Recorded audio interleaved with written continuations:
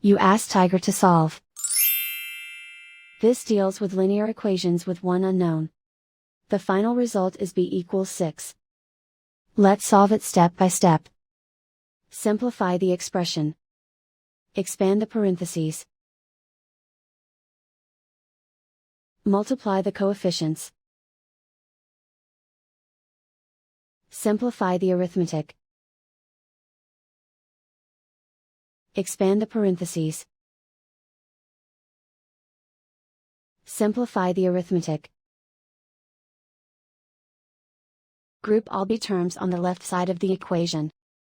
Add 4b to both sides. Group like terms. Simplify the arithmetic. Group like terms. Simplify the arithmetic. Group all constants on the right side of the equation. Subtract 12 from both sides. Simplify the arithmetic.